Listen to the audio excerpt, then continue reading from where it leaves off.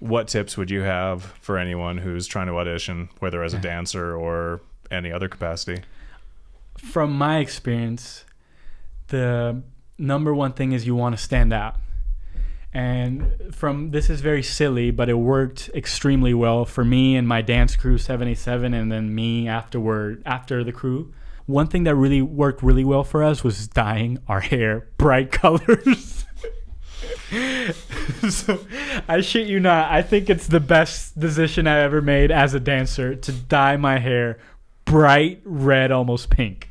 It just helps you stand out. Because when you're running an audition, you see, especially in dance, if it's a smaller audition, I don't think it makes such a factor.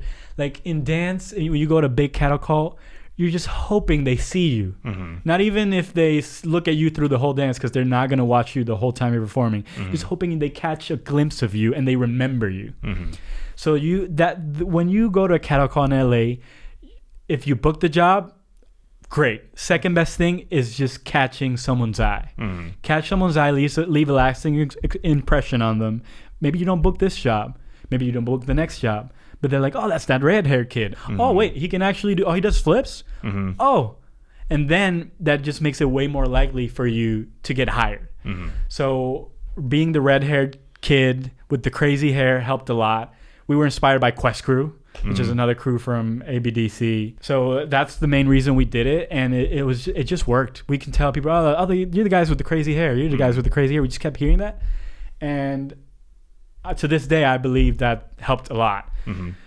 And I think another thing is you have to be brave. Mm. You have to be brave in artistic decisions, specifically in the auditions. You can't go to the audition with a half-hearted mentality of, I'll just go there for the experience. Mm-hmm. I mean, you can. Yeah. But your likelihood of getting booked goes way down. Yeah. I mean, you have to go as a dancer, if it's your dream, you have to want it more. Mm-hmm. And you have to put yourself in the middle, stand in front. You have to give yourself the best fighting chance, because the odds are so against you. Mm-hmm. So against you. Especially in bigger places like California and New York. Vegas, it's a little bit better. But recently, not so much, because the people from LA have realized there's a lot of work in Vegas. And so they just drive back and forth. Yeah. And they come to the auditions. And usually, either way, the bigger auditions, even if it's for jobs in Vegas for dancers, they happen in LA. Oh, interesting. I didn't know that. So LA is really, really competitive. So I think dye your hair or wear some colorful clothing. Like, give yourself, basically trademark yourself. Make yourself stand out from everyone else with your image. Crazy hair, crazy clothes, maybe an article of clothing, a bandana that you always wear. So you want to create a staple so that you can be a recognized brand, basically. That's just the image part of it. Once you get there, say hi to everyone. I mean, just be positive. Even if you're not a super outgoing person, fake it till you make it. Think it's a character. I would say put on 100%. You say, oh, it's fake. Well, you're auditioning to be an artist on stage. If they can see you can be an artist in real life, or an audition is not real life, but just in common interactions, you're already auditioning. Yeah. Like a hi, it's already an audition. Give them a big smile. You know, just from the moment you get into that audition place, you have to be on. Characters on. It's not me. Like, it's not me. It's not Daniel. It's performance Daniel. You know, I'm going to smile. I'm going to try to crack a joke if I think it's anything that I think it's going to get me to catch their eye or just in their good graces, you know? And then when I'm learning the choreography, one thing that I really like to do, and dancers are taught this now, is to go to different places of the room when you're dancing, because it throws your peripherals off. Oh, interesting. That way, when you're called individually in the smaller group to do the choreo and they put you in a specific place, it won't throw you off. So it's happened to me that I've done the choreo in the right side of the room, only in this section, and the light's a certain way. And then muscle memory and just like an unconscious thing helps a lot in remembering choreography. It's like not only that you remember the steps, that you can visualize them, kind of your body and your mind, I feel like preload them, if that makes any sense. Because sometimes I won't remember choreography at all, but then I can just do it. So to help with that mechanism, going around the room so your body and your mind mainly get used to oh, it's not just in this place that I remember these. It's in any place in this room. So I would do that. Once you're learning choreo, start on the left, go to the back, start to the right, move around. If you have questions on the choreography, ask them. There's 2 pluses to that. You figure out what you were trying to do that you couldn't figure out, and the choreographer remembers you. Yeah. It's like, oh, that's the guy that asked. Obviously, don't be asking 24/7. It's an audition. Everyone's tired. It's a long day. But, if there's a genuine concern, approach. So you're building a relationship, and then you're getting some knowledge. And then after that, I think all that's left is performing for when they call you in the audition. And what I try to do, and I've worked on it later on in life, is I try to be as much as a generalist as I can. Let's say it's an audition only for choreography dancers, but I break dance and I do acrobatics as well. So even if they say we're not looking for b-boys, we're not looking for acrobats, we're looking for choreography dancers, I will start the very moment the music starts, I'll do a flip. That's number one. I immediately start with a flip. I try to go as close to the center as possible.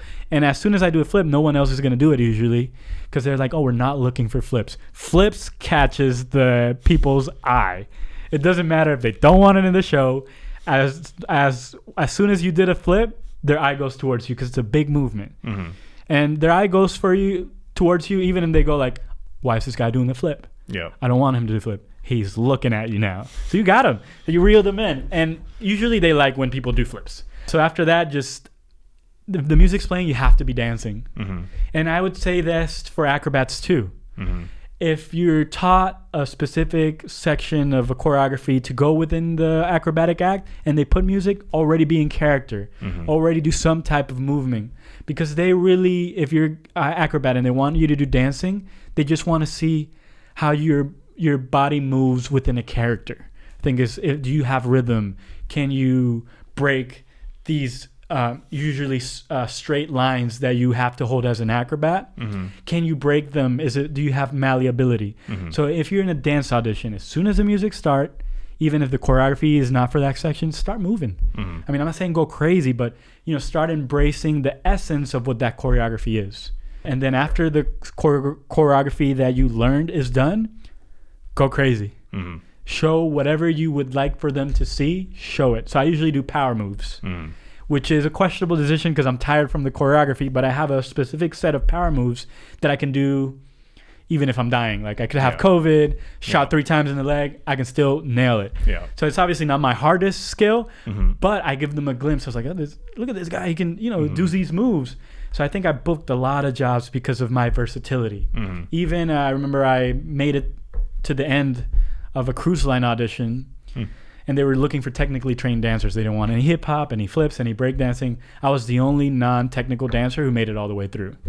And they never hired me because they didn't have a use, but they're like, well, you made it into the database. Nice. I'm really proud of that, just because I saw that the audition wasn't for hip hop dancers, and I still went. I was like, that's the worst thing. The worst thing that's going to happen. I'm going to go there and I'm going to say, leave. But I made it all the way through.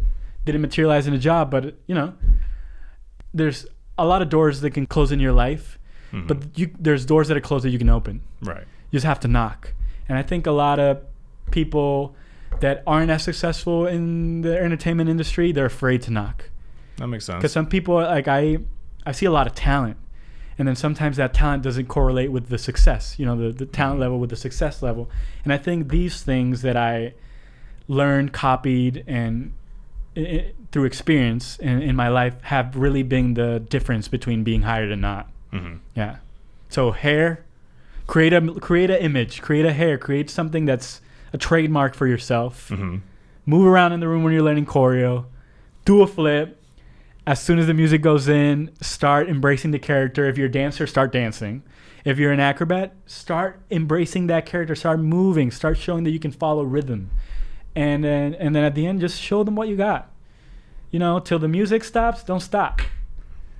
They could be like, oh, you were doing too much. But that's okay. You showed them.